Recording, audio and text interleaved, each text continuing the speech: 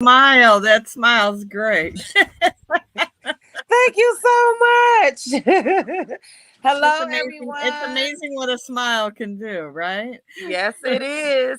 It can change someone's day. It can change Absolutely. someone's life, actually. So we're excited. Hello, everyone. Good morning, good evening, good afternoon, wherever you're tuning in from. We are super excited and welcome to the Woo Talk Show. This is Women Helping Empower Women, Women Helping Empower Winners, and we're excited about people who are positively impacting the lives of others every single solitary day just because it's something that they love to do. It's their passion, it's their gift. It doesn't matter if they get paid for it or not. The fact that they have the heart and desire to help people and to share their gift with the world is amazing. And we're excited about it. And we celebrate people because a lot of people aren't celebrated. A lot of people are not shown appreciation and gratitude for the things that they do to help others and to positively impact their lives. So the Woo Show is a platform built to uplift, empower the people who are out here in the trenches and changing lives every single solitary day. And today's Spotlight Superstar is no different. Some of you may have seen her before because she has been a guest on. However, this is her day today. We're celebrating her today, and she came on before with other people and just celebrating all of the mompreneurs and dadpreneurs who are making um they're making a change, and they're making a real powerful impact in not only other people's lives but their families' lives, because they have taken on the responsibility of being the chosen one in their family to change the financial trajectory of their future for generations to come by building a legacy that they can leave behind and starting their own business. Entrepreneurship is really a blessing.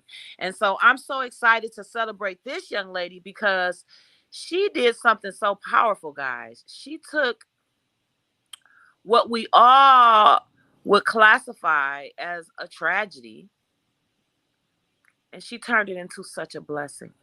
She turned it into such a blessing that continues to live on, that continues to help people. And this is really, really what life is all about. And so I really want to celebrate her. I just wanted to highlight her and just let her know that Dr. Mary Welsh, you matter. Everything that you're doing, it matters. You matter in your family, you matter in your community, you matter in this world.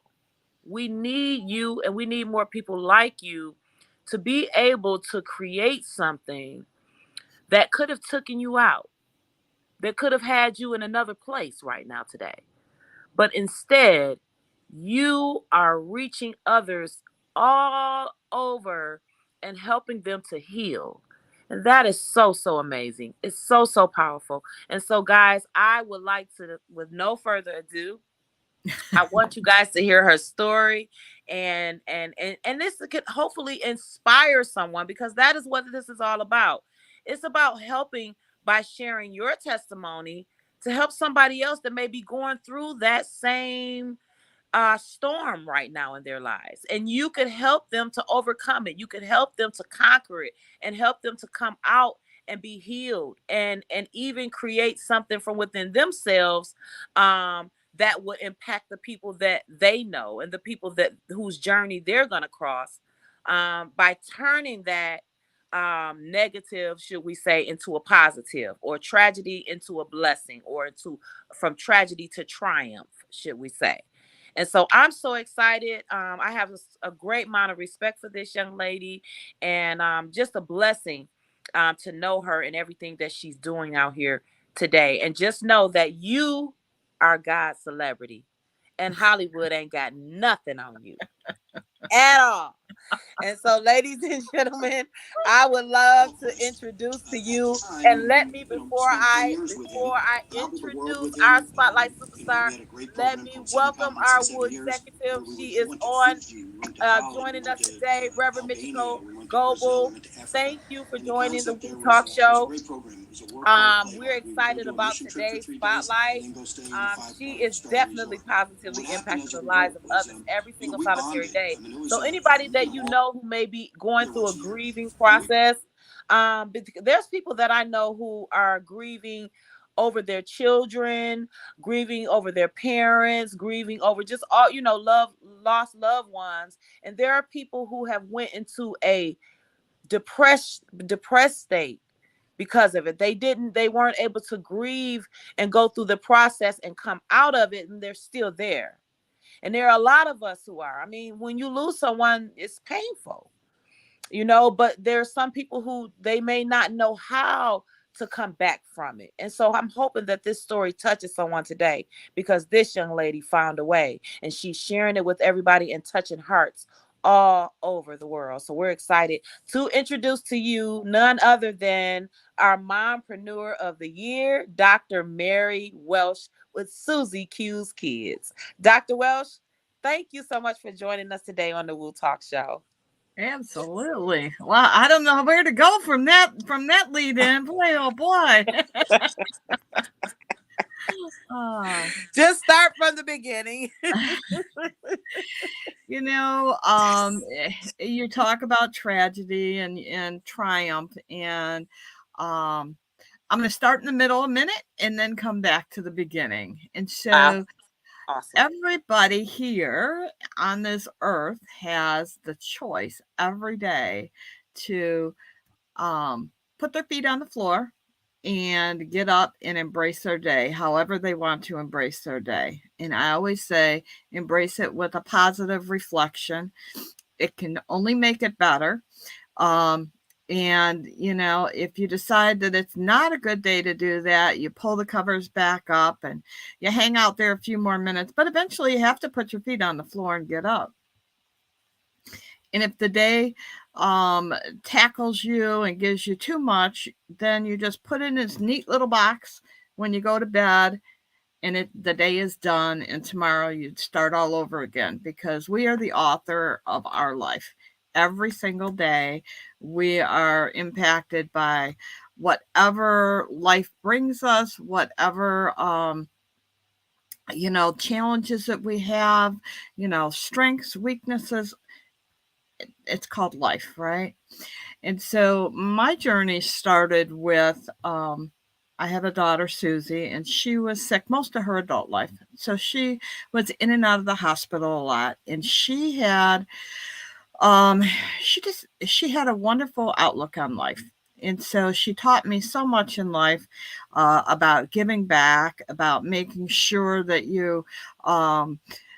that you're always worried about the other person and what their feelings are, and, how you can just create a better place for everybody. And so she was the person that would give you the shirt off her back. She would do bake sales for the local shelter. She would wrap presents for Cops for Kids. She would, she'd ring the bell for Salvation Army. She did all those things, as well as her siblings. Wow.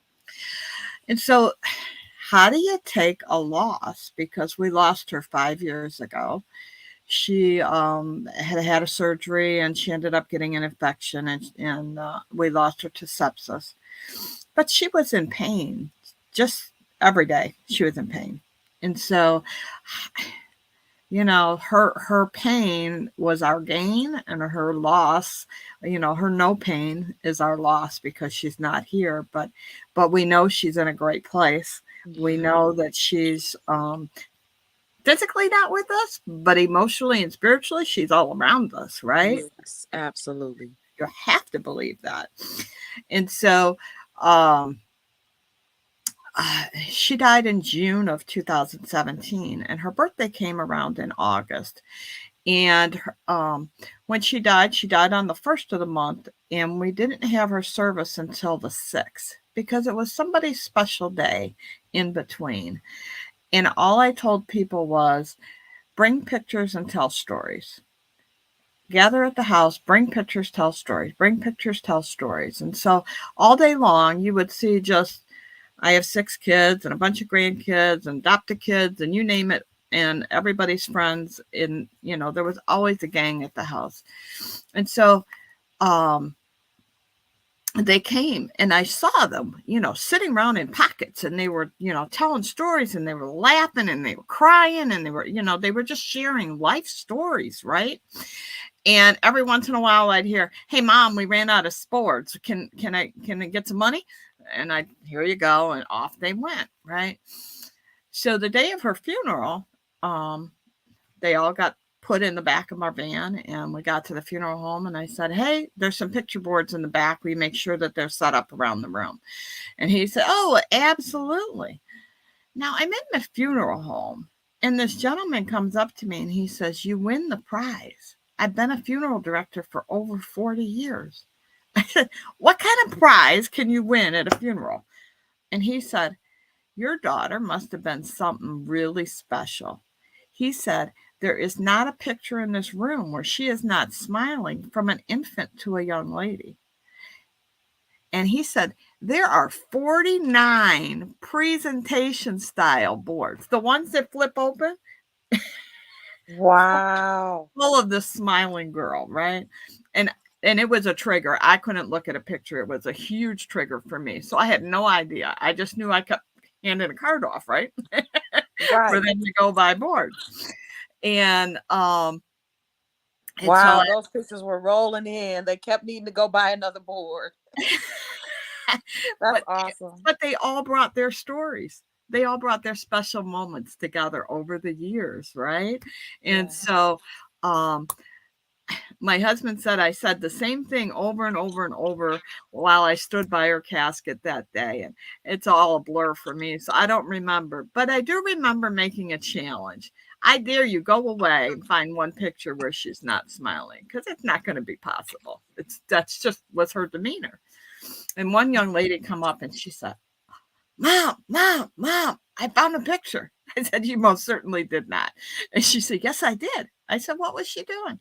"She was on a roller coaster." I said, go away. That's that picture they snap up in the air when they go, before the at the top of the thing. I said, "That doesn't count. And so it just kind of set the tone for who she was, right? Yeah. So her birthday came around in August, and they're all like, "What are we gonna do? What are we gonna do?" And I said, that kid could have cried her whole life. She could have had a pity life. She could have pitied herself for the woe is me, why me? And she didn't. She embraced it and made everybody else feel better. She knew everybody in the hospital. If there was a new patient in the next room, she got to meet them. She'd walk down the hall, talk to them. The therapy doc, she talked to everybody, right? And so I said, "You know what? We're going to have a celebration. And so just bring your kids, bring your grandkids, bring your friends, whoever you want to bring.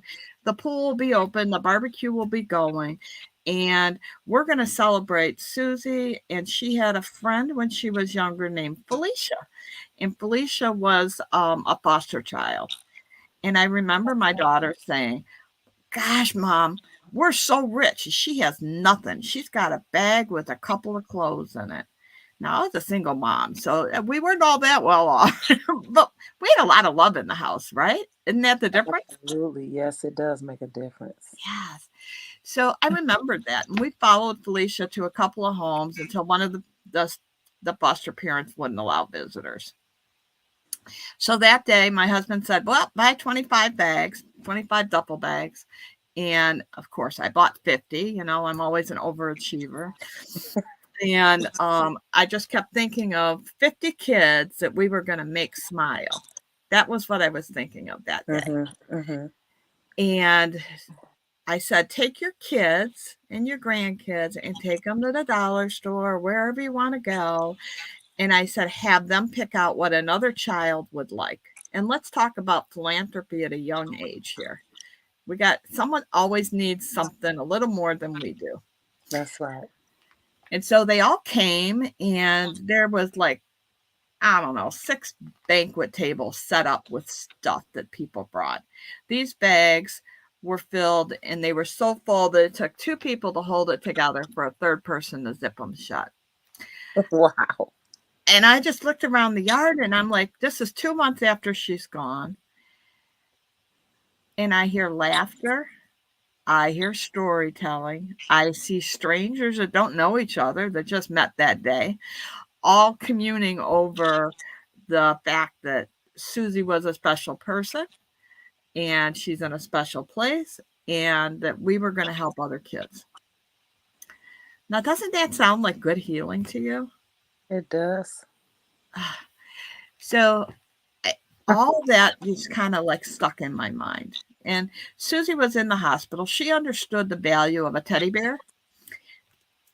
So, here's my cuddly panda bear, right? Any kid would just love to just melt holding this bear. She knew the value of a blanket. So we get blankets, whether they're knitted, crocheted, no-sew blankets, store-bought blankets, whatever it is. And then we have a bag, and the bag has incidentals in it. And so it always has coloring books, always, because Susie would color all day long. And she colored with doctors, nurses, transporters, cleaning people, the food preparers. If you're walking down the hall, she'd grab you and pull you in the room, color a picture with her, and her walls were just full of them. And That's awesome. yeah, it made an impact. She would talk to anybody. It didn't matter if you was Charlie the CEO or Joe the janitor. No, it didn't matter. Didn't matter. She just the therapy dogs would come and visit.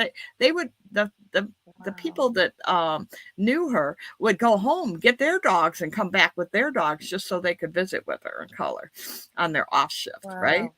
Amazing, amazing. And so we knew the therapy that comes from coloring and sharing that time together with somebody and talking and telling a story. So we took those 50 bags and we went to Big Family of Michigan. They're a foster agency. They're located out of St. Clair Shores. And the executive director, God bless his soul now, he's passed from COVID, but his name was John Iris, and he met us at the door. My husband had 5 bags and I had 5. And he was dumbstruck. He said that first we did this in honor of our daughter such short time after she had passed, but what impact he was going to be able to make with these bags. And he told me, he said, we're not going to make one child smile. We are going to use these bags to open up the doors to other Department of Human Service offices across the state so that I can go in and tell them about my mission. And then we can help a whole lot of families and a whole lot of kids. And still, one kid's going to be the lucky recipient of that bag. Absolutely. Doesn't that sound wonderful to you? That's so, yes, that's exactly. Oh, that is amazing. I just kept thinking about that and thinking, oh my goodness, we can actually further the mission of other nonprofits. They've already got the kids in their programs. We don't have to go find them. We don't have to see a sick kid or a grieving kid or, a kid that's in shelter or foster care. They're protected. They should be protected. All of them should be protected by whatever is going on in their life and the people that are taking care of them. So I thought of that. And he went on and he told us all about his program, which is awesome. If you ever get a chance, you should check out Big Family in Michigan. And then when we were getting ready to leave, I said, hey, John, will you walk out to the car with us? And he said, sure. And we walked out and popped the hatch, and there was 40 more bags in the car. I thought we were going to give him a heart attack on the spot. Because you already had him with the 10. Oh my God. We did. And, it's just amazing because we were able to inspire him to do better and to make a difference in what he's already doing with his mission. Right? Yeah. And that day, that week following, the families talked about it, and they just couldn't get over how good they felt. How knowing that another child or another family is going to feel a little bit better, maybe if it's only for a few hours, right? It doesn't matter. They felt that someone else cared. And so in our bags, we have colored books and crayons and colored pencils and markers. And we have Uno cards so they can play a game. They've got Play-Doh or Silly Putty or, Matchbox cars, just something to occupy their time, especially if they're in like a hospital setting where they don't have much room. Yes. And so that was So amazing. The simplest things, the simplest act of kindness you can know can literally change a person's world. now can't you just picture how I feel right now because I'm just Yes, I walking this bear, right? The smile that came on my face, I wrap up in a blanket that's all mine. It's nobody else's because I'm in a strange place or I'm hurting and I don't feel good and it's mine. That makes a difference. That really it does. does. That's awesome. It makes a world of difference. And even like just seeing you, like you said, snuggle up to that. It it shows comfort. It shows comfort. So It that's what we call shows them, comfort bags, right? yes, that is Mhm. so awesome. Yeah.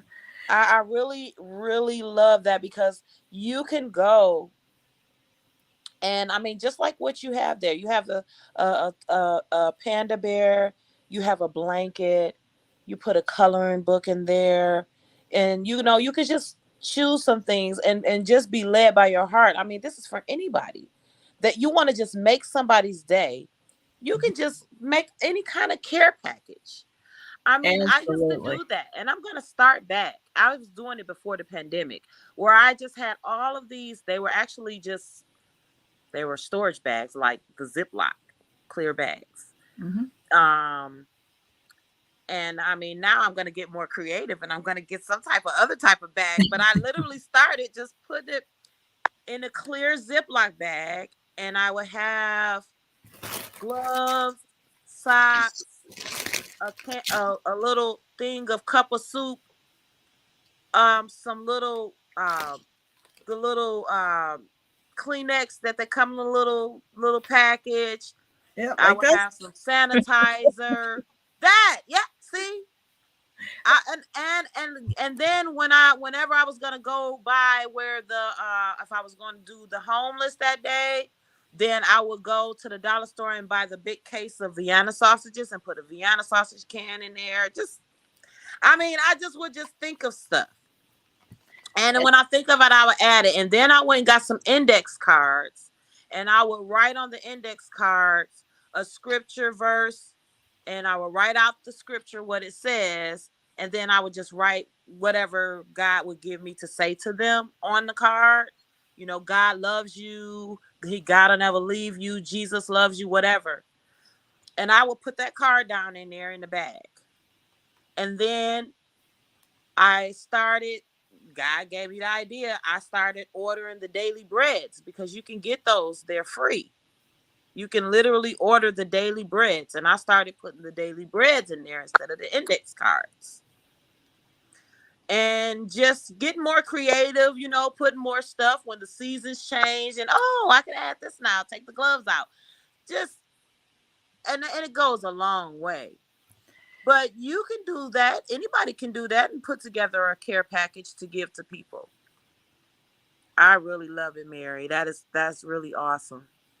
So It's we think a awesome. lot alike because in our bags we do like this is a place to go to The like Rubik's Cube. autism center. So it's got Rubik's cube in it. It's got the spinners. It's got the squishy balls. It's got the popper watch. It's got the little finger thing that goes back and forth. So they're all just sensory items, right? And so the kids love these things. And the ones that go Wow. to shelters or foster care, they'll get a bag like this, and it's got full shampoo bottles in there, full size toothpaste, toothbrush, a box for their soap, bar of soap. Simple things that, you might not even think about, right? Right. And so they get that. They get a little bit of comfort toy, and they get the other items that they might need. That's I always awesome. put like a Grandma Bragg book in mine, and it's the little plastic picture book albums that are, Yes, yes, you get them at the dollar store, and there's, well, I don't know, 10 or 12 pages in there, whatever. yes, And we always put in just like you, but you're awesome. You got this, you're not alone, go for it. yes, Whatever, the person is that's helping us put the bags together. And so it's the simplest thing, but it brings a smile. And anytime you can bring a smile to someone's face, especially a child, it's a good day. It's a good day. absolutely. So, Wow. um, it took us about a year because I was a broken woman. I will admit it. I um, I didn't know which way to go. I felt like I was this chasm of guilt, not guilt, grief was just surrounding me. And so I went to therapy. Of course, Okay. there's nothing wrong with that. It is Absolutely. nothing wrong with that. Please say that again. It is okay not to be okay. It is Yeah, totally okay not to be okay. And you want to have that person that you can just kind absolutely. of talk to, right? Mm-hmm. And so I found a great therapist, and she she told me about a year after. She said, "You are unique. I've never, you know, met anyone like you before." And I'm like, I don't know what I'm looking at there. Oh, probably my mom trying to get her camera together. So I'm so it's really about trying to figure out um, what's in our head and how we're gonna process it, right? Mm-hmm. And she told me I was unique, and I laughed at her, and I said, "That's just another word for I'm just certifiably crazy. There's no doubt about it. I'm just." Certifiably crazy. And she's like, "No, you're not." I said, "Yes, I am." I said, "What makes me so special? Why do you think I'm unique?" And she said, "Well, I'm going to ask you a couple of questions, and then you're going to tell me." She said, "So, who have you brought to therapy?" I said, "Well, you've met my husband, you've met my mom, you've met my mother-in-law, you've met a couple of my daughters, you've met my grandchildren, you've met one of my friends." And she says, "Do you know most people don't bring other people for show and tell?" And I Oh said, wow, "Yeah, well, if you want to know that me, was a you good got to know them idea. because I'm going to talk about them all the time, right?" And she says, "But there's an ulterior motive. I want to know why you brought people." And I said, "Well, you know what? They need to know that you're not putting garbage in here. There's already enough stuff in there. Absolutely. They need to know that you're not dumping ideas into my head." And she goes, "You're right." And I said, "I always tell them that if you go to therapy, it's okay not to be okay. But when you talk about things, it makes it easier. And a That's therapist good. will never dump." I hope you guys heard that. When you talk Yes, about things, it you makes have it to tell easier. stories. You tell stories and it makes it easier. I told you you're the author of your life every day. If you get up and tell a funny story about your loved one or the situation you're in, doesn't the perspective flip a little bit if you Hmm. talk about it in some kind of humor? Absolutely. So I said, "Okay." She said, "Why else?" And I said, "Well, there's an ulterior motive." And she goes, "I know." She said, "But I want you to say it." I said, "Well, I want him to go to therapy. I want him to know it's okay."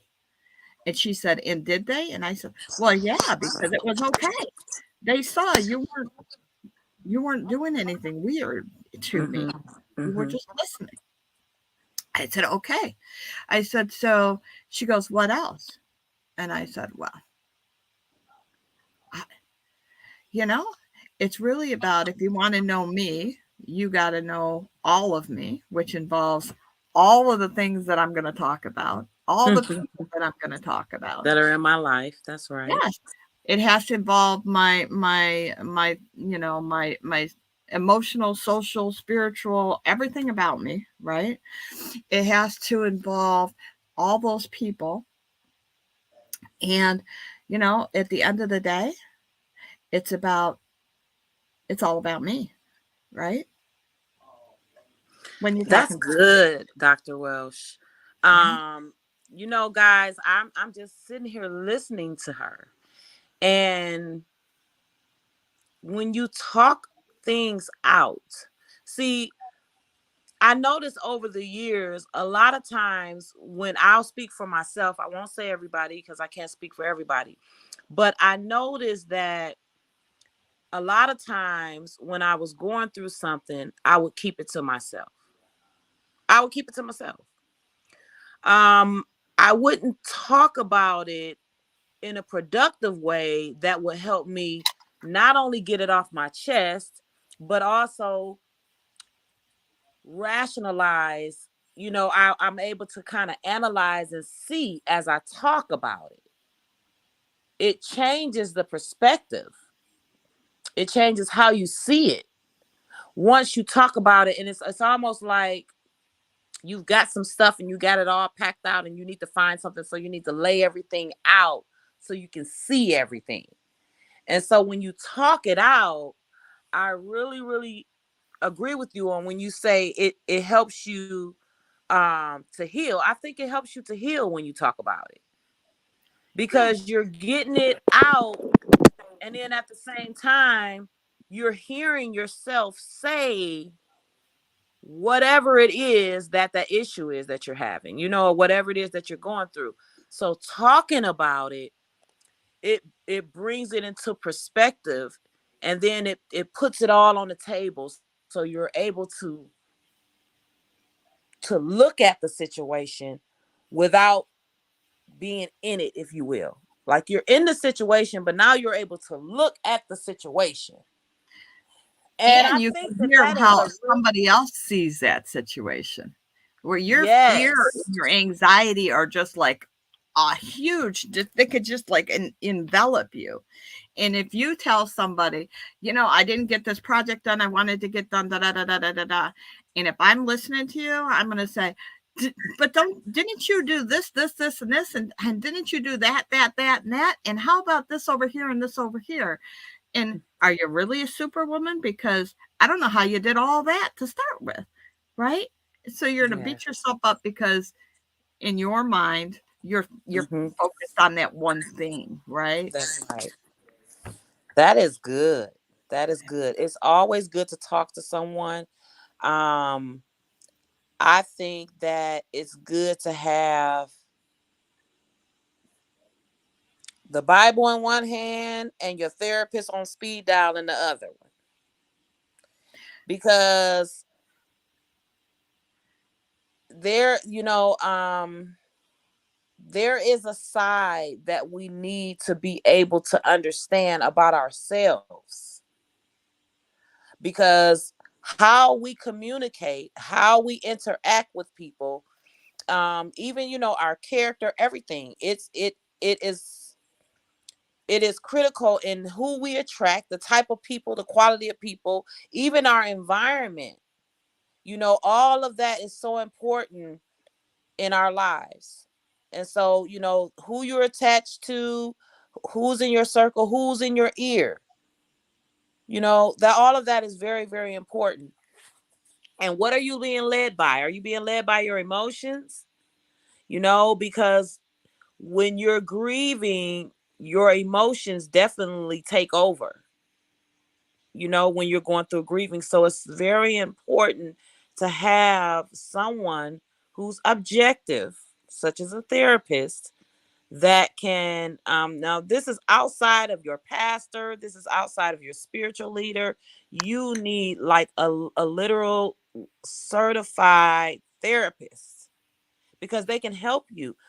So helpful. They can help you. I mean, they even have activities that will help you to get out of those stuck places that you may find yourself in, or to stop feeling the way that you're feeling, because it could be that you're feeling a way that's not really lining up with the truth. It just could be that your perception is wrong about the situation. So I'm so just in awe of what you do. I really commend everything that you do. You have taken Miss Susie and you have made yes, Reverend Goble, that's, I'm telling you, because some people think that therapy is a bad thing or a negative thing. It's not. I don't know where that came from. Maybe Because we because don't when you like say to ask for psychiatrist, help. We think we can do it all on our own, don't we? And then we can't. we can't. We We need help. We need everybody help. needs help. But no We matter need what you're doing, whether you're baking a cake, somebody's helping you with the recipe, right? So if we're having a hard time, why would we not think that somebody could help us, right? That's right. And so And God blesses people through people. I mean, absolutely. that's how he's able to carry out his blessings, through people. So it's very important to understand that. And a therapist can help you get to a place where you're able um, to move forward, even with some issues never go away. There are people, I mean, just like right now, we have lost loved ones. They're gone. We have to continue to live life daily, and they're gone daily. When we wake up, they're still gone. But we find a way. We find that out. We find that purpose. We find that place of healing through therapy, and through just like Miss Dr. Mary Welsh. This is just amazing that you have found. I mean, this is something that people don't really realize. When you have someone that was in your life, you literally can heal by allowing their legacy to live on. That's part of the healing. I mean, just think of how many people are being touched by Susie still today. She lives on. So I And always that say, can be if you very, very enlightening. I mean, that just can help you to make your day. Like my baby is impacting people's lives just because of who she was when she was here. Just she was already that person. She didn't have a pity party. She wasn't down and oh my God, I'm sick. She just wasn't that person. She didn't let her circumstance, change who she is. And she didn't see her lenses of life through that sickness. And she inspires people by that. She inspires people even after she's gone. She inspires her family and her friends That's and different amazing, people man. that we've learned, that we've talked to. And we're the community partner of the year, Susie Q's is, because Wow. we man the children's tents at their suicide walks, and we talk to people and we share our stories and our thoughts, and just wherever, however. We did the Susan G. Komen breast cancer walk. We do all these different things. But last year this year I should say, we were named the community partner of the year by the American Foundation for Suicide Prevention. I had 4 people reach out last year and say we saved their life because we gave them empathy and sharing and caring and a different perspective. They walked away with something that twisted it a little bit and made them think, I can do this, right? That's not the answer.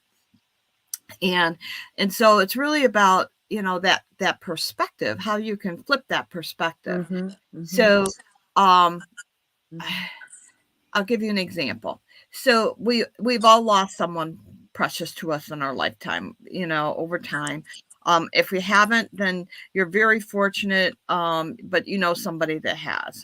So I want you to put your thumbs up in the air, and I want you to think about that person. So for me, here's my daughter Susie, and here's my mom. And both of these ladies are super, super special to me. And so I want you to think of those special people in your life. And when you put your thumbs up in the air, I seen you smile. You're still smiling, right? So we're thinking about them and we're smiling. They're not with us physically, but they are physically, they're right here. Our thumbs are representing them, right? And when you take a picture, if you do that, guess what? They're going to be at every silly selfie you take, every trip to the zoo, graduation, birthday, wedding, 60th birthday, whatever it is, your celebration, vacation, whatever it is. Guess what? They're always with you. And it's a technique to use that my grandchildren were 2 and 3 when they lost their aunt and uncle. And there's Aunt Susie and there's Uncle Keith, right? Every picture. So I don't even have to think about it. When I open up Facebook on the first day of school, you want to know what the picture looks like? All decked out in their new school clothes and got their backpack on? Thumbs up. Thumbs up, right? If I don't put my thumbs up, my young one will tell me, Nana, Susie. And he'll put, so Susie is every day in his presence. In his present, and she'll be in every day in her future because he's going to look back on those pictures, even though she hasn't been around for 5 years. He's only 8. Isn't that Right? awesome? More, so what does he really remember? And every once in a while he'll tell me, Nana, is that for real or is that a story? I said, well, what do you think? It's all about perspective, right? So he had an uncle that was a soldier. He came back and he had a rough time, and we lost him to suicide. And we were driving by the tank arsenal in Warren one day, and he's like in the back seat in his car seat. He's 4, and he goes, Nana, Uncle Keith drove the tanks. And without a beat, I said, well, Uncle Keith still drives the tanks. And the little hands went up and on his little hip, and he said, oh, no, Nana, Uncle Keith's an angel. And I said, yeah. I said, well, okay, yeah. I said, well, I'm going to pull the car over. It's a teaching moment, right? I said, so what do you think? What, you don't think Uncle Keith's in the tank? No, he's an angel. I said, well, what do angels do? I don't, angels have jobs? I said, oh, yes. Yes, we all have jobs. No matter where we're at, we always have a job. We have the job to take care of each other. He goes,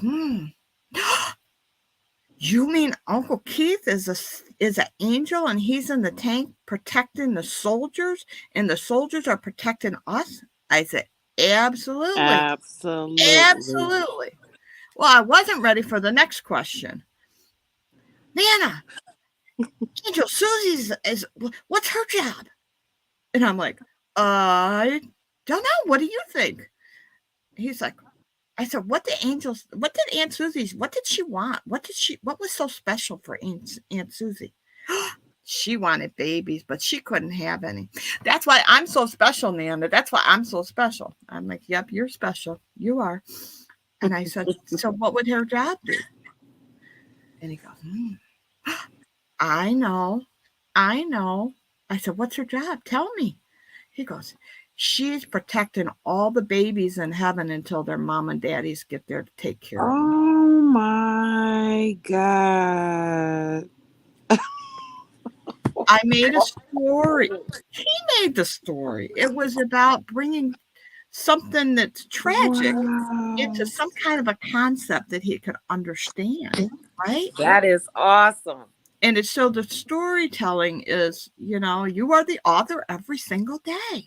And so whatever you put together, that's the story of the day. And so, my therapist, she told me I had to write a book. And I laughed at her. I said, you're crazy. She said, no, you're unique. You have to tell your stories. And I said, I'm a broken lady. There's no way. But in doing so, she made me reflect. Again, the good therapist just makes you think, right? And I had been journaling all these questions that my grandkids asked me and my thoughts. And I ended up writing an adult grief book. It's my journey. There's no right or wrong way. You know, would I do it the same way again? Probably not. I don't know, because I'm not in that moment again anymore, right? You move through the moments. But at that point, I realized that I always looked at life with that cup more than half full. So I always looked at a positive reflection, no matter what life had given me. So how can you take this big chasm of grief and find something good out of it? Well, that little boy, my grandson, he told me she's an angel taking care of babies, waiting for their moms to come and get them. How much more beautiful is a picture of that? I'm like, oh, you just gave me a treasure, right? Yes. And so I call them the 4 aspects of positive reflection. First, we have to remember that person, that place, that thing, whatever it is, because we grieve every single day. Every single day. We went from a new normal. We went from grade school to middle school to high school to married or not married or babies or not babies or moving across the country or jobs or houses, whatever life brought you, right? And so every day is a different challenge. And sometimes they work out and sometimes they don't. And we grieve for what could have been or what should have been or what we would have liked, right? So I'm going to talk from a grief perspective. That's good. That is so good. We grieve every day Every day. from losses, from Yeah, disappointments, from kids, oh kids my going to gosh. not going to school. That they were grieving. They were grieving their friends. They were grieving their process. They were grieving, their day. Right? It was different. Everything's different. That is So so we need to remember the good, the bad, the indifferent. And a lot of times when we talk about someone or something, we put them on a pedestal.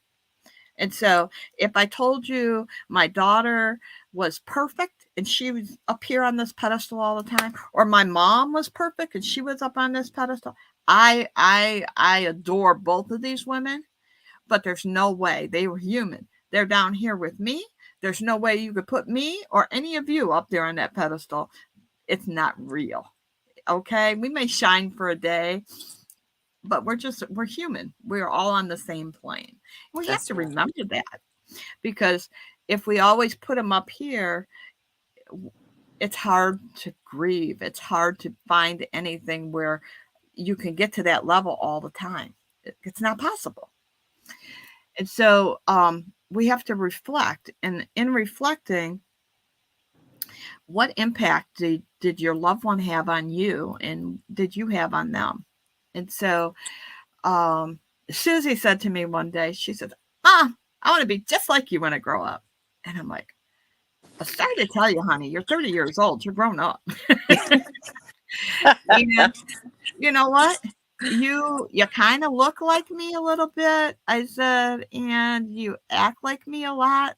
I said, but you're me to the 29th degree. And she goes, "What are you talking about, Mom? What are you talking about?" And I'm like, so I'll give you an example. You're in the hospital, you call me up and you say, "Mom, the guy in the next room came in through emergency. I don't know what his situation is. I don't know, but they cut all his clothes off and he's walking around and he's opening the back end on the backside. It's not dignant. That's not right. Make it happen, Mom. Get him an outfit, get him some socks and shoes, underwear, and a jogging outfit." I said, "Okay, what's he look like?" She starts to describe him. I said, "Oh, honey, I don't want to know what he looks like. I want to know what size he is. Compare him to your brother." She goes, "Oh, about the same size." I said, "All right, I'll be there in a half hour." I went to the store, got a whole outfit, walked in, crossed my fingers I got the right size. Always go a little bigger. And and she's like, "Oh, come on, I'll meet." I said, "No, I don't need to meet this man. This is for you. This is your deed. I am just your conduit. You're doing this good deed, right?" I said, "Most people don't think that way. Most people would just, and make a comment or they'd laugh or, they're uncomfortable or whatever it is, right?" But that was what she did.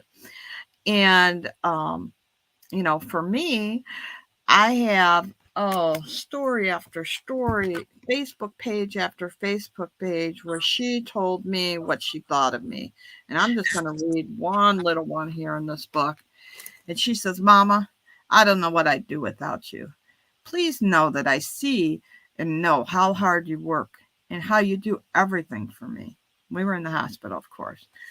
I know it takes a major toll on you physically, mentally, emotionally, coming to the hospital and sitting with me every day and making sure that I'm feeling okay and that I have everything that I need. Yet you are always still by my side every day. I don't know how you do it, Mom, but thank you for everything. You are superwoman for real. Words can't express how truly I feel about you. Thank you for everything. I love you so much with a bunch of exclamation marks. And when we can that's impact, right? She told Yes. me that in life over and over and over, that she didn't know how she'd make it through the day if she didn't have me by her side. And Wow. her faith and her family and everything that she had. And so um, she told me one day, she said, Mom, we have to make a pact. And I'm like, oh, now you sound like you're the devil because that just sounds bad. I said, I don't know what you're going to ask me, but it sounds like you're going to ask me to do something I'm not going to want to do. And she's like, I hurt every single day, all day long. And she said, you are what keeps me here. You are what keeps me here. A lot of Wow. other people, but you are what keeps me here. So I will do everything in my power to not let the demons take over. And she said, I've thought of suicide. She said, I have. I'll be honest with you. She says, but I Wow. wouldn't do it because you will beat yourself up for the rest of your life that I did something that I missed and take care of her. And she said, you are that superwoman. She said, there's nothing. She said, so I'm making this pact with you. I will do everything in my power, and you have to do one thing. I'm like, oh, ladies, what am I going to get into here, right? And she says, my body's tired. And when it's my time, just let me go. Don't even think about it. Don't even just react and say, no life support. None. Not one thing. And I Wow. said, you got it. You got it. You got it. I will do that. And she knew Mm. I would do it because I've done it for other people. When the body is failing and their doctors are saying there's nothing else they can do, you make them comfortable, right? Right. And uh, the Lord is right there to grasp them and welcome them home if it's their time. And if it's not their time, well, then they're going to rally and they're going to come back and be more precious than they were before. So Absolutely. so we talk about the third part is to recreate, and it's really about making that new normal. And so for me, my normal was how do I get around that loss? And the day did come, and she did. Um, uh, she was in a lot of pain. I went to wake her up in the morning to go to the doctors, and she had been up all night telling me how hurting she was. And in her mind, she was going to the doctors and coming home. And in my mind, she was going to the doctors and going right to the hospital, and we were going to be there for months. And she knew it, but didn't want to. She didn't want the reality, right? So she hung on. Mm. So that morning, I had to call EMS because she wouldn't move. She couldn't move. She was froze. And she coded in the hospital, and it was a different hospital, and they put her on life support. And I got to her and I started screaming. And I'm like, I promise, I promise, I promise, I promise. And they said, well, she's critically ill. And you never, the words just never really grasp, right? And I remember looking at him and saying, you just go away now. She needs to, others need to say goodbye. I said, you come back and run a bunch of tests, and you come back and tell me one organ's done and we're done. There's no thought. There's no, I'm not talking to anybody else. That's the decision. And he said, "You are a smart woman." And I said, "Yeah, you're going to buy me about 8 hours. Go away." And he did. With And those tests and stuff. when he came back, he's like, "We need to talk." And I said, "We don't need to talk. You have at least 25 IB bags flowing fluid into her. She's 4 times the size she was, and the bag on the side of the bed is totally dry. Her kidneys stopped working this morning." And he said, "You're right." He said she'd never come off the machines. She'd never get up out of that bed. She'd never say another word. I said, "You don't have to say anything more. It, I knew hours ago, right?" The decision Um, was made. Mm-hmm. but the family all stood around her bed, and we told her we loved her, and we sang "You Are My Sunshine," and we let her go, and she's not in any pain, right? Right? Yes. So, with our new normal, how do we take that and do something good with it? And so it's all about your perspective. So her first birthday came, our first anniversary came around, and I was worried. I was worried about everybody. And I'm like, "So what are you going to do across the country?" I said, "What are you going to do?" "Well, I'm going to the comedy show tonight." "Well, what are you going to do?" "I'm going to the comedy castle tonight." "What are you going to do?" "I'm going to go see those four jokers that are on TV on that TV show." I can't remember the name, that TV show. And I laughed and I looked at my husband and I said, "They're I all wonder if they're talking about the blue collar someplace." guys. Yeah, there's the, I forget. They're four college students that are guys that grew up. I don't know. I don't remember the name of it, but Okay. um, but they So all. everybody was doing something in the name of Susie because she made people laugh. I'm going to laugh today. That's exactly it, right? And I thought, I'm worried about I them. love it. And here they're teaching me a lesson that, hey, that's what she embraced. She was at a comedy show one time, and we were way up in the rafters. And her last Christmas present to me was we went down to Masonic and we saw oh, I can't remember his name, a gentleman that was a comedian that was down there, and but she stood in the rafters at this one show and she was laughing so hard. Well, the joke had ended 4 minutes before, but she was still laughing. And the comedian on the stage, he just looked up and he said, "Oh, this is going to be an easier night than I thought." And then she just burst out laughing even harder, right? And so you have to embrace that perspective. They could Yeah. have all had a bad day. They could have all done something, and been sad that day, but Yeah.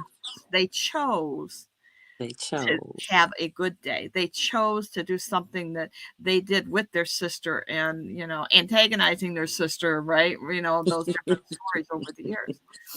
And so, that thumbs up is a different perspective. Susie, it had been 5 years in June, and I will tell you, in May, it was playing on my psyche. It was playing on me heavy.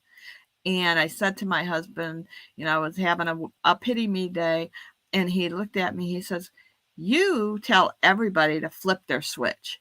Go flip your switch." He said, "Flip your switch, right?" That's right. And I come back and I said, "Do you know that we've helped over 6,000 kids get bags and smile? And we've touched their parents or their guardians or the nonprofits that we've supported, all the speaking we do, the engagements, the community partner of the year for the suicide prevention, doing breast cancer walks, whatever they are. Do you realize that we've done that in such a short period of time, all in her honor?" He goes, "Yes, yes, exactly." He says, "Now, what's your perspective?" And I said, "Well, since Susie's gone, we did all these things. It's not about Susie's been dead for 5 years. Right. It's No. what Susie's inspired in the 5 years since she's been gone, right?" So it's Mm. just a different flip of that Yes. perspective. Yes. Yes. And Absolutely. then the fourth one I call to relate. And this one, I believe you ladies all embrace it. And and maybe the first one maybe is a little harder for some of us than others, and some days better than others, but we have to take care of ourselves, right? before we can help anybody else, we have to take care of ourselves. And so some days are better than others. But if we try to consciously drink our water or exercise or, just write in our journals or whatever it is that's good for us, that's taking care of yourself. The second one Absolutely. is we have to help other people. And this podcast is doing that, right? You are allowing other people to tell their story. You are allowing them to have the platform to be able to inspire someone in that moment.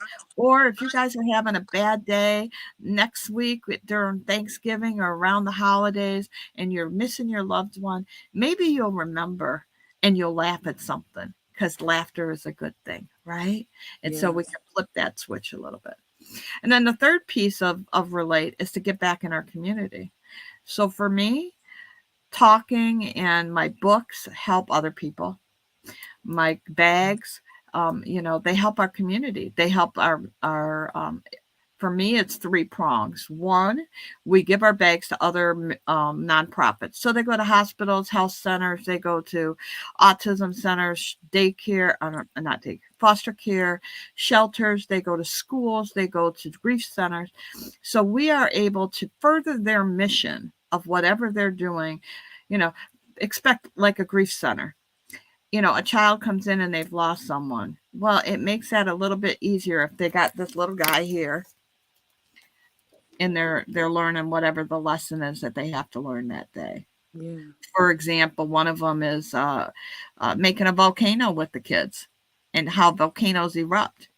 Well, you know what? At any given time, you don't know if it's your volcano that's going to erupt, or your siblings, or your parents, or your friends, or your Good. grandma, Nana, whoever, auntie, whoever it is, right? Because we all erupt at different times. It, we're never ready. Right. And then it's just a matter of just kind of taking a look at that. And then my helping that community just is so important to that we brighten and inspire the life of another child, right? But in order Absolutely. to get there, I remembered that birthday party that could have been a pity party, and I say we involve kids in helping kids. So last couple weeks ago, I had a Boy Scout troop come in and they put together 200 bags for me in short order.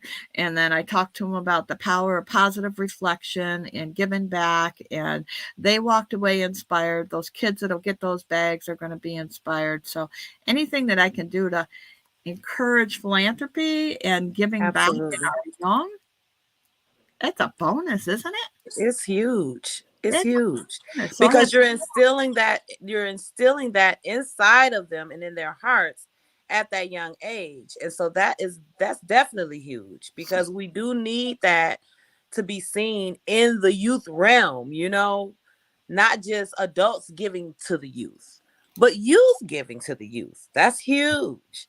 I love it. I love it, Dr. Welsh. So I Everything that wrote a you're few doing is poems. awesome.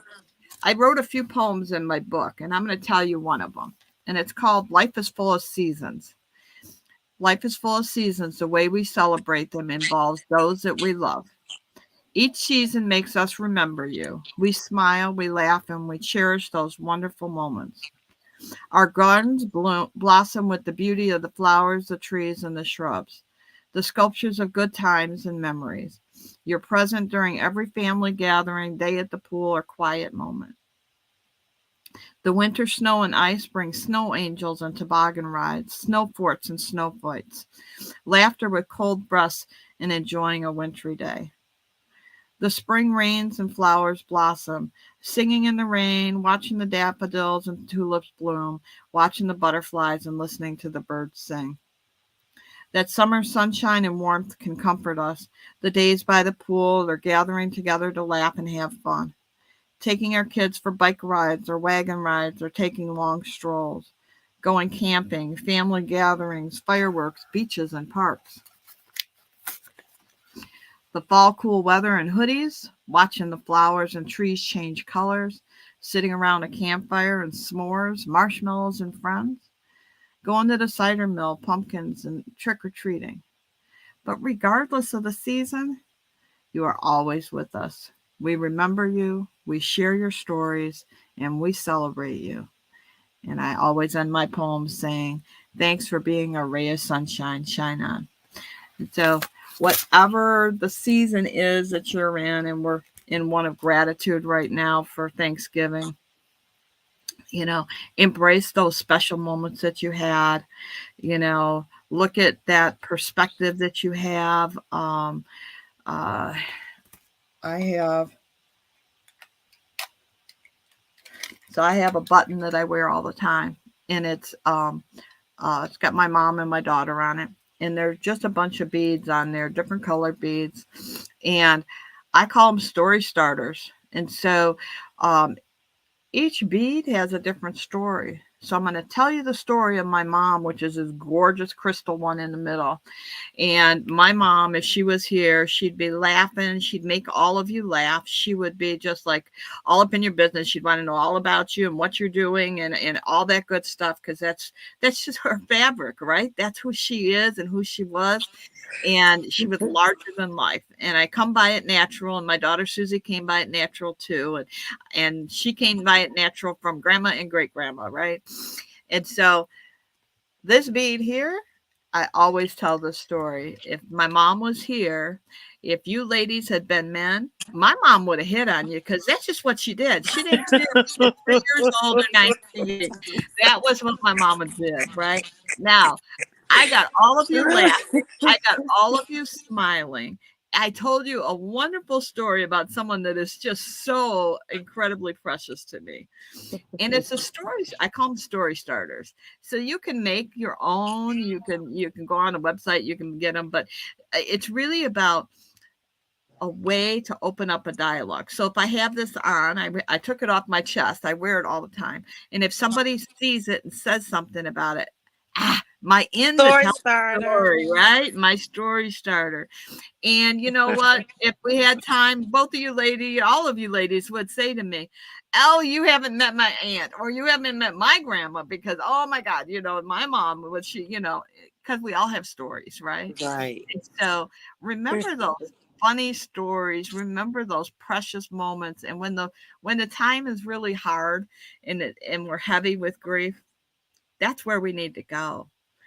And um, I had a technique. LaShawn, you talked about call your therapist and have them on. Well, I had a list also of my sisters, some biological and some not, right? And I said, if I dial the phone and you pick up and I say, tell me a story, I don't care where you're at. If you're at work, I don't care. Stop for 5 minutes and talk to me, because it's really important, because I'm going down the rabbit hole of despair. And if you answered the phone, you had to tell me a funny story, because it would make me laugh, right? And then life Yes. would be a little easier to handle. Well, my brother answered the phone one day for my sister-in-law. He saw it was me, so he picked up the phone, and he's like, "Well, Mary, have you talked to your therapist? Are you taking your medication? Are you?" I'm like, stop, tell me a story." And he didn't know, because I told Right. them, but he didn't know, and I'm like, make me laugh, tell me a story. And there was a story. Susie had brain surgery, and she was laying on the couch, and the door wall, they were going in and out with food to the backyard. And so he was walking out the door of the door wall to go outside. And he turned to say something to her, and then he went to walk out the door. Well, someone slid the door shut while he was talking. And he face planted in the door, and the food all went up and went all over him, and you just heard this glorious laughter. And he's like, "Oh, did anybody see that?" Like, yeah, everybody saw that. And so for years, I mean, she would just start laughing out of nowhere, and I'd say, "What are you laughing about?" She goes, "I could still picture Uncle Jim with that food all over." And that was the story he told me. And we both Wow. laughed. And I said, "You know what? She has a door wall for you in heaven, and it's just waiting for you to come and visit. It's your time." And he said, "I get it. You call me anytime." So you know what? We have to Oh tell my people what gosh, we that's need. awesome. So get your peeps and tell them, if you're having a rough time, if I call, tell me a funny story.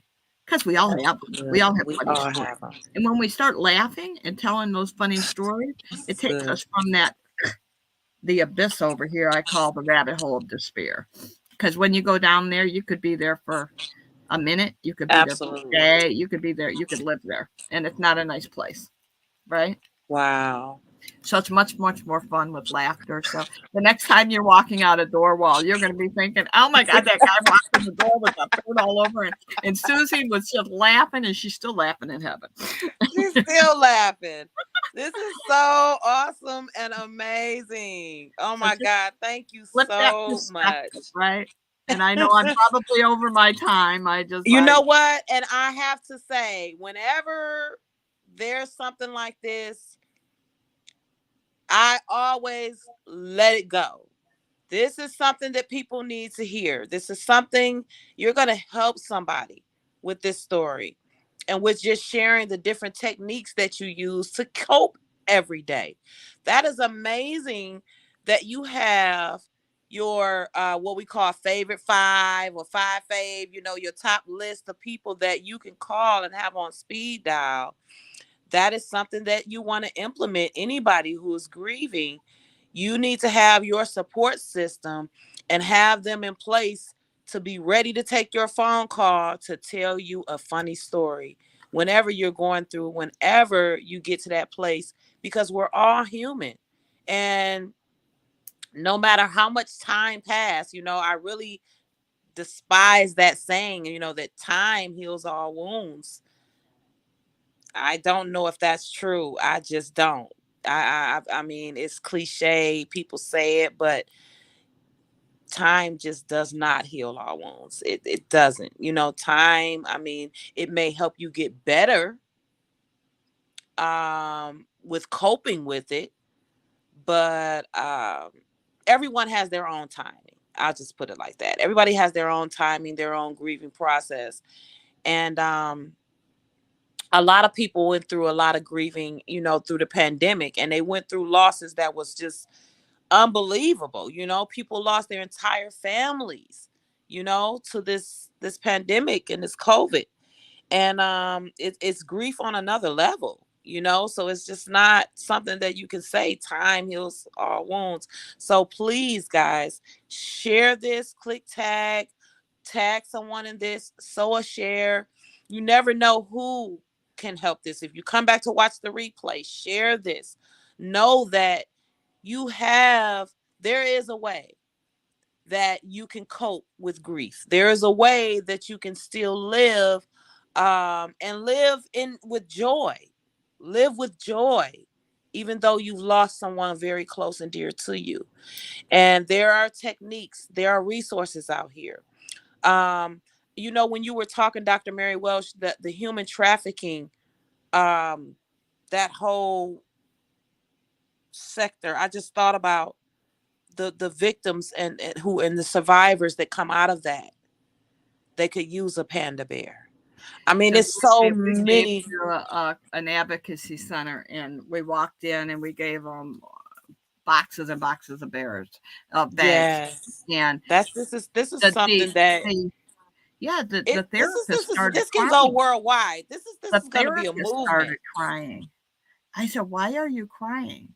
Who And she started crying? the therapist at the advocacy center started crying. And I said, "Why are you crying?" And she said, "Because this is what I see when I look at your bags." She said, "A child that's just been some kind of atrocious a tragedy. They're doing a medical exam, a police exam, and I'm going to hand them your bag and this bear.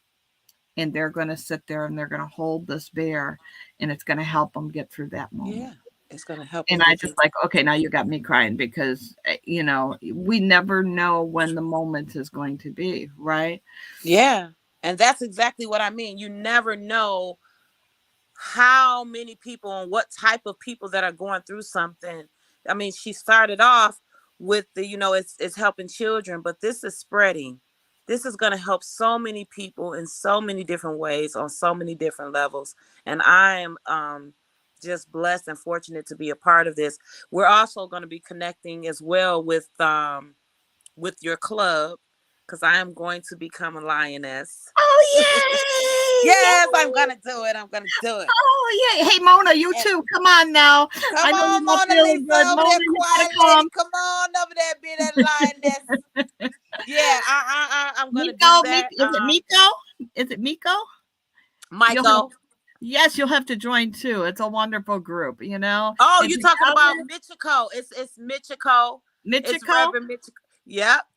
So, you Yeah, know, I the would more love that we to. can, the more It, people that we can get to join and that, you know, I have would that love to. positive outlook on life and be able to Well, you share. helped me today. Oh, thank you. Oh, I'm Yeah, so you Oh, helped me. You really, and I'm gonna call my sister in South Carolina so I can help her. You really helped me today. Lost my sister this year to major stroke, and we were. This is our first holidays without her, and she always made Thanksgiving dinner. So what was you her really name? helped, What was her name? Melinda. Melinda. Oh, what a pretty name too. Yeah, yeah. So I wow. have her dog. I inherited her dog Benji. So Oh. he'll probably be looking for a special Thanksgiving bone out of the turkey. He won't be getting because I'm not cooking.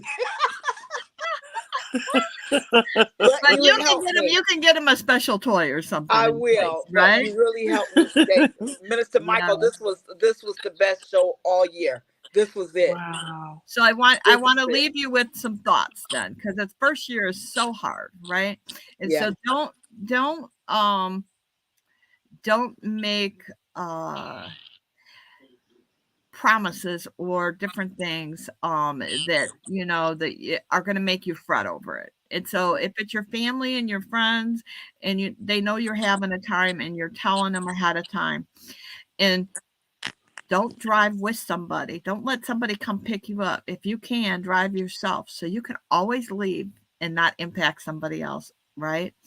If Right. you're sitting at the kitchen table, you make sure you're on the outer side so you can just get up and walk away. You don't have to get 10 people to get up so you can get from behind the table, because you might just be having that moment and you just need to escape. And I Wow. always tell people, and they learned it the hard way. They learned it the hard way. I need a moment. When I need my moment, now my mom moved in with me right after my daughter passed, so I was caretaking for her. The house is full. There was not a room for me to go to at any given time. There was always somebody else's room or somebody else in my space, right? And so I would go out in my garden. So one day, I was out in the garden and I was having a moment, and one of my daughters saw me, and she proceeded to come in the house and tell my mom and my husband and the other people in the room that I was having a moment outside and we had to go fix me. Well, there's no fixing anybody, right? And so here's my mom, who just had hip surgery, who's 90 years old, Oh wow. hobbling across the uneven ground, Oh, and I had to wipe my eyes and I had to fix myself so I because my mom was having a hard time, right? And so um afterwards I told my daughter, I'm like, don't you ever do that to me again. She goes, what did I do? I thought I did a good thing. And I said, when someone's having a moment, we have to let them have it. It's okay to cry. It's okay not to be okay. It is better not to be okay, right? And so if you have to have a moment, I've had house full of people, whatnot. I just get up and I walk down the street and I come back. I was at a wedding and I was there and I disappeared right before the wedding started. And everybody's like, what's going on? Where is she? I came back. I was in the back of the room, but all I saw was my daughter wasn't going to be doing that anymore. She's never going to get that wow. opportunity, right? But as Yeah. I walked down the street, a lady in a car pulled up and said, are you okay? And of course I wasn't. I was crying hysterically, right? And I said, yeah, I'm fine. She goes, well, absolutely you're not. Gets out of her car. And we shared a mutual moment. And she said, God put me in our path Wow. because we each told a little bit of our story. And she said, dry your eyes and go in. You'll be okay. And I said, you just need your alone time sometimes. You need that moment. So have that call list, share your stories, make it funny, have some ready for you, so if people don't know what to say, right? They don't know what to do. Well, if you start laughing and telling a story, they come back with another story. Then they come back with another story. So it's a story starter, right? Right. So be kind to yourself. Thank you. And, It's a beautiful, it beautiful, just will make life a lot. beautiful show today.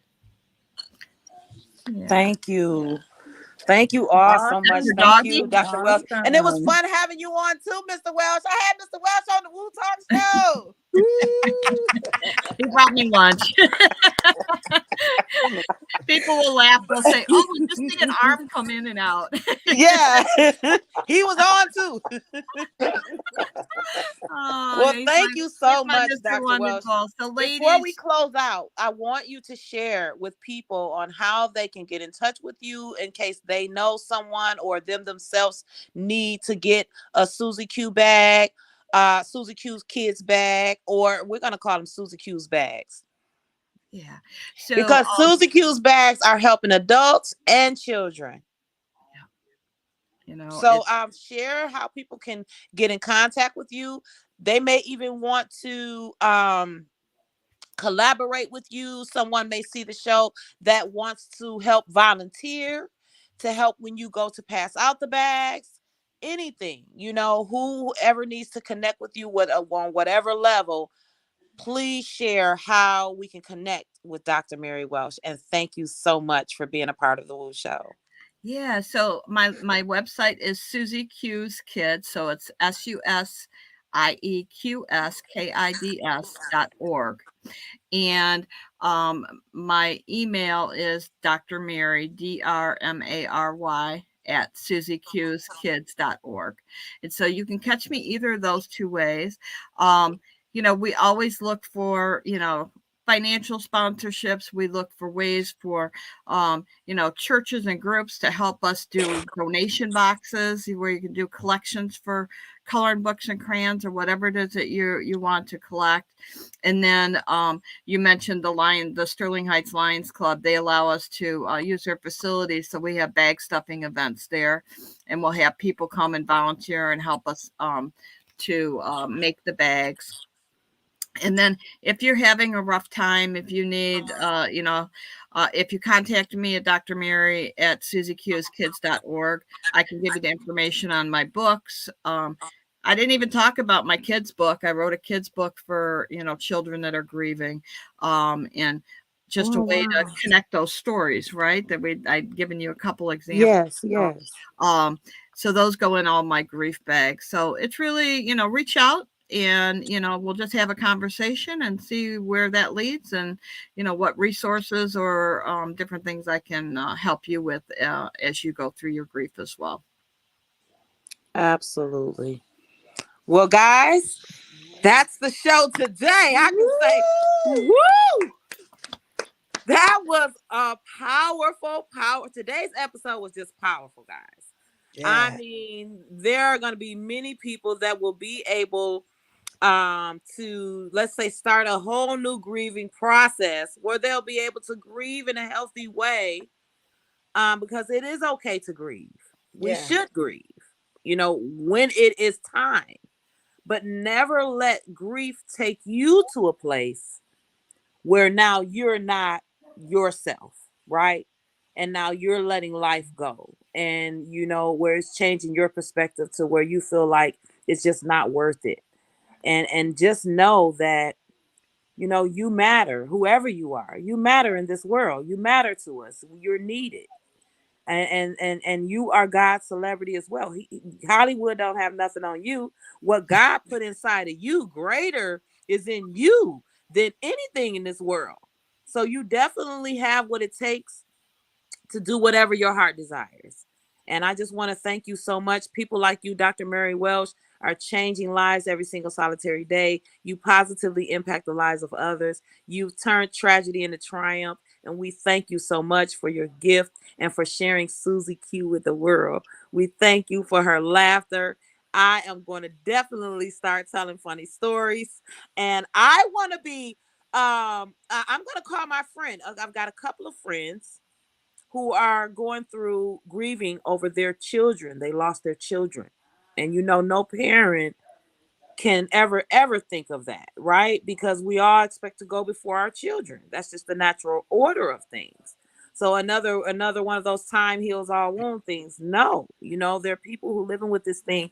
So just to know that we have something now, we have a resource, and we have strategies to help us cope. We have coping mechanisms that can help us overcome. And so I'm so thankful, so blessed, so fortunate to be able to connect with you, Dr. Mary Welsh. Thank you so much for being a spotlight superstar today on the Woo Talk Show. And just know that you are definitely God's celebrity, and Hollywood ain't got nothing on you. So one parting gift for you.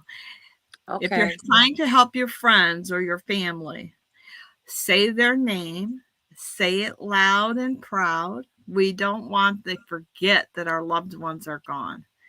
That's one of the biggest fears. Is people won't say anything, and people don't say things because they don't know how to bring it up, and they don't want to make you cry. Guess what? You're going to cry every day anyway, or feel sad in some way, something. But you feel happier when you're able to share those stories. And so tell your family and your friends. Think of those happier stories, those happier times. Those are the ones that you want to share. And you know what? Whatever it takes to include them in your holiday, you do it, right? Absolutely.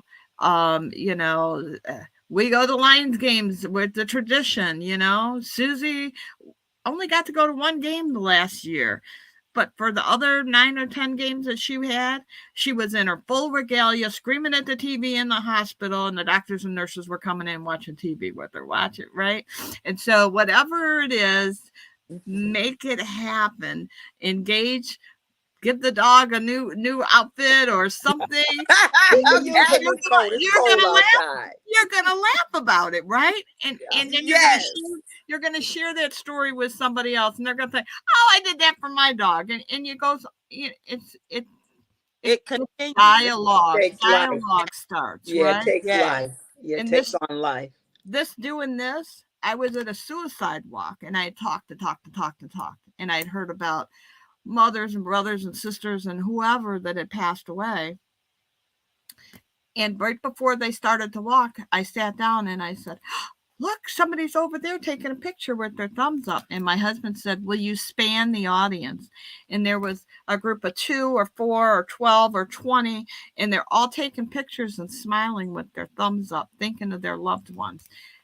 We can make a difference, right? That's right. Find those little techniques. So thumbs up, happy guys. Keep those thumbs up. Keep that. Always think of the optimistic side. Always bring out the good in anything. And I'm telling you, you're going to be able to walk through this thing with the help of God, with the help of your therapist, and with the help of Susan Q's kids. We got you. Okay. So we are excited. Thank you so much again, Dr. Mary Welsh.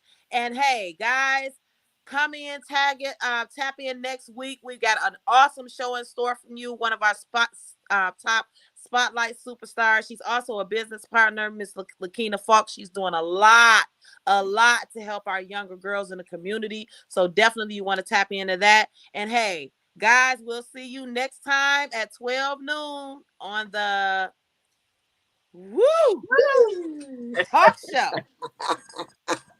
God bless. Thank you all. Bye. Take care. Bye-bye. Thank you.